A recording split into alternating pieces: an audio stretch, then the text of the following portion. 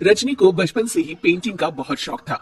वो हमेशा से ही पेंटर बनना चाहती थी, पर उसके माँ और पिताजी ने उसको कभी भी इस चीज के लिए सपोर्ट नहीं किया और उसकी शादी नीरव से हो गई। नीरव रजनी को बहुत प्यार करता था, पर रजनी हमेशा चुपचाप ही रहती। वो इस शादी से खुश नहीं थी। वो ये शादी नहीं करना चाहती थी। उसे तो हमेशा से पेंटर जो बनना था। अपने इस सपने को वो नहीं पूरा कर पाई, इसलिए वो हमेशा उदास रहती थी। रजनी, बहुत ही बढ़िया फिल्म लगी है, कल देखने चले? नहीं जी, कल मुझे बहुत काम है, मैं नहीं जा पाऊंगी। अच्छा तो कोई बात नहीं, संडे को चलते हैं। देखिए, मुझे फिल्म देखना पसंद नहीं है, आपको जाना है तो चली जाइए। नीरव को मना करती रजनी वहाँ से चली जाती है और अपने बैग को खोलकर उसमें बंद पड़े ब्रश और कलर्स को देखकर रोने लगती है। रजनी, चलो ना कहीं बाहर खाने चलते हैं, कुछ तुम्हारी पसंद का। जी मुझे नहीं जाना, मेरी तबीयत ठीक नहीं है। रजनी वहाँ से चली जाती है। नीरव को समझ नहीं आता कि रजनी उससे इतना दूर क्यों रहती है। वो जब भी उसके साथ वक्त बिताना चाहता है, रजनी कोई ना कोई बहाना बना देती है। एक दिन घर पर कोई नहीं था। रजनी घर का सारा काम जल्दी से खत्म कर लेती है। घर पर अकेले होने के कारण वो सोचती है कि वो आज पेंटिंग करेगी।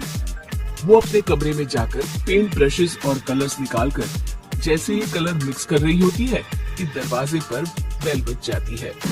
अब कौन आ गया इस वक्त? इतनी मुश्किल से तो मुझे पेंट करने का मौका मिला है। रजनी दरवाजा खोलती है तो उसकी सास अपनी सहेलियों के साथ खड़ी होती है और सब घर के अंदर आ जाते हैं।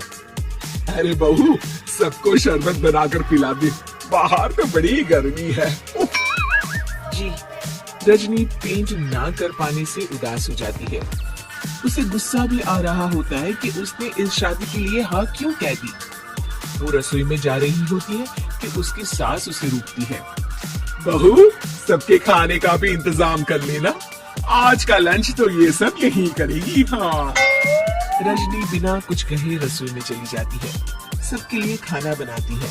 सब खाना खाते हैं और रजनी घड़ी देखती है कि ये सब कब जाएंगे ताकि वो अपनी पेंटिंग कर सके। जब शाम होती है तब सब चले जाते हैं अपने घर। अरे बहू, सब तेरे खाने की तो बहुत तारीफ कर रहे थे, सबको बहुत अच्छा लगा खाना। आपको मुझे सुबह बताना चाहिए था ना कि आपकी सहेलियां आ रही है। पता भी है कितना वक्त लगा सारा खाना बनाने में। अरे बहू, तू ऐसे कैसे बात कर रही है मुझसे? तो और कैसे बात करूं?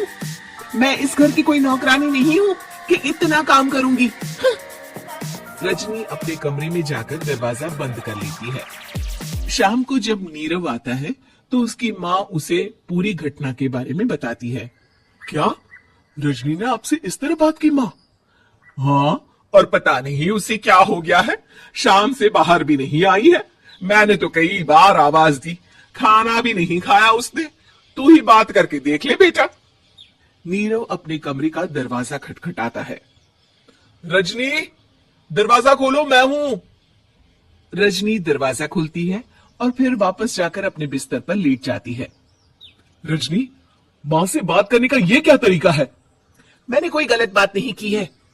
अरे तुम क्यों ऐसे बर्ताव कर रही हो सबके साथ? क्या तुम इस शादी से खुश नहीं हो? रजनी कुछ नहीं बोलती।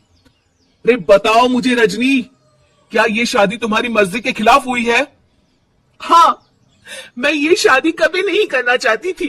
तुमसे क्या, मैं किसी से भी शादी नहीं करना चाहती थी।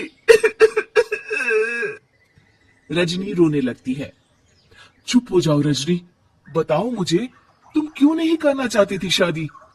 रजनी बेड के नीचे से अपने पेंटिंग्स, कलर्स, ब्रश, पेपर्स निकालती है।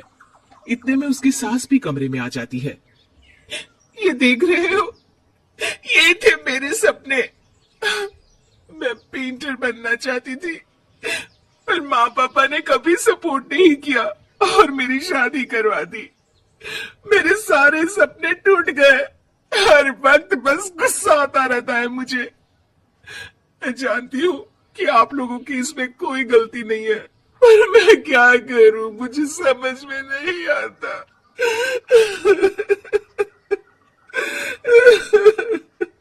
रजनी फूट फूट कर रोने लगती है।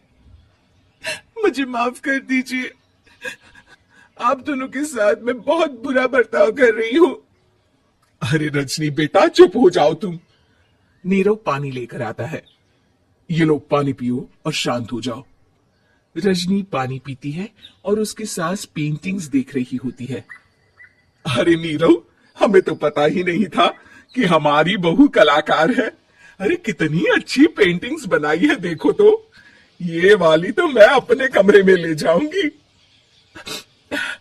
आपको ये पेंटिंग्स अच्छी लगी? अच्छी नहीं, बहुत अच्छी लगी। और तुमने हमें बताया क्यों नहीं? तुम जब चाहे पेंटिंग कर सकती हो रजनी। हम तुम्हारे सपनों को पूरा करने में तुम्हारा पूरा साथ देंगे। हाँ बेटा, हम कला की कद्र करते हैं। हम कलाकार तो नहीं, पर मुझे गर्व है कि मेरी बहू एक कलाकार है। रजनी, नीरव और सास तीनों हंस पड़ते।